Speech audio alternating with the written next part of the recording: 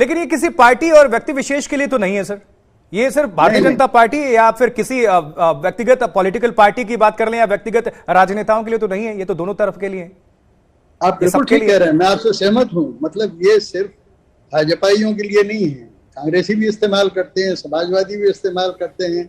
और डॉक्टर लोहिया के जमाने में मुझे तो संसद रोज जाने का मौका मिलता था, मैं देखता था कि ऐसे ऐसे शब्दों का इस्तेमाल होता था और लोग कोई बुरा नहीं मानते थे। बहुत कम शब्द ऐसे थे कि जिन्हें लेके सरदार हुकुम सिंह उस समय 55 साल पहले हमारे स्पीकर थे, वो आपत्ति करते थे, बल्कि कई शब्द उनके समझ में नहीं आते थे हिंदी में। वो पूछते थे कि डॉक्टर साहब आपने ये शब्द क्या बोला है, इसका क्या मतलब। अगर वो मतलब ठीक से समझा दें तो कहते अच्छा ठीक है, और अगर समझ में नहीं आए बहुत कम अवसर ऐसे होते हैं कि उन शब्दों पर प्रतिबंध लगाया जाता है। इसलिए मैं समझता हूँ कि ऐसी सूची बहुत सोच समझ के जारी की जानी चाहिए।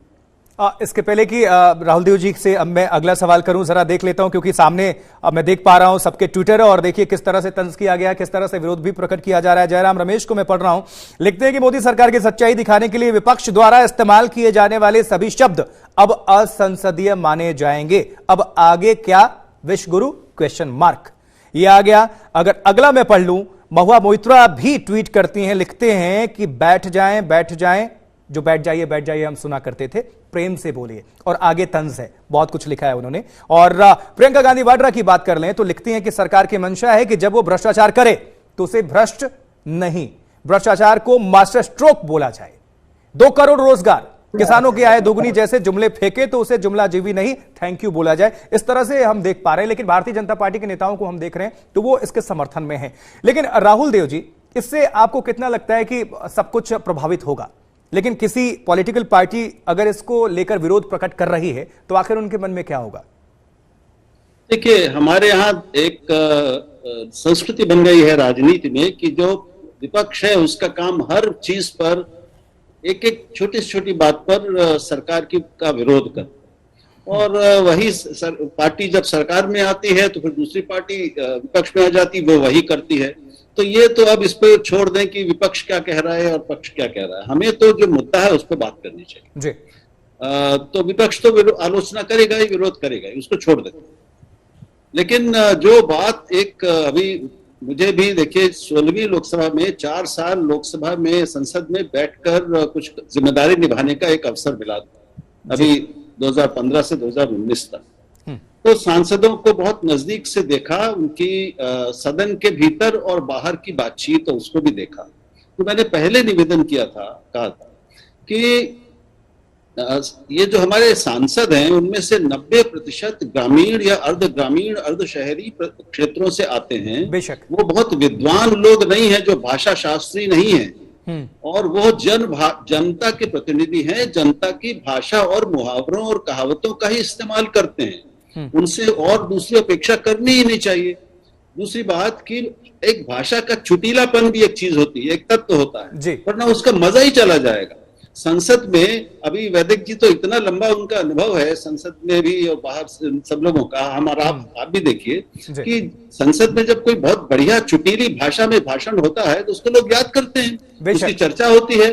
अब सारे के सारे अगर सांसद ऐसे बोलने लगेंगे ऐसे शब्दों में जो किसी पाठ्य पुस्तक का एक पन्ना जैसा लगे, तो उनको बोलने में भी दिक्कत होगी, उनको की अभ्यास नहीं है और मजा भी नहीं आएगा।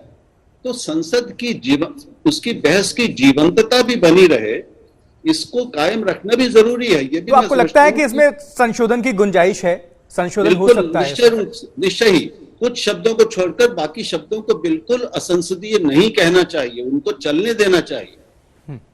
लेकिन सर, ये ऐसा पहली बार तो नहीं है कि जिसकी चर्चा अभी हुई है और इसको लागू करने की, हालांकि पहले से इसकी बात हो रही थी कि सदन के अंदर जो अमर्यादित टीका टिप्पणी होती है वो कतई जायज नहीं है, होना भी नहीं चाहिए। 2021 में भी आपको याद होगा सर, लोकसभा राज्यसभा और विधानसभा के लिए इस तरह की चीजें सामने आ रही थी। हाँ, इंप्लीमेंट करने की बात अब हो गई है। हर संसद में, संसार की हर संसद में संसदीय कार्यालय जो होता है वो इन चीजों पर ध्यान रखता है, और हर संसद में सदन के अध्यक्ष को, सभापति हो या लोकसभा का अध्यक्ष हो, उसको यह अधिकार होता है कि कुछ शब्दों को वो एक्सपंज कर दे, कार्रवाई से निकाल दे। इससे ज्यादा दंड नहीं दिया जा सकता किसी को, किसी सांसद पर कार्रवाई नहीं हो सकती।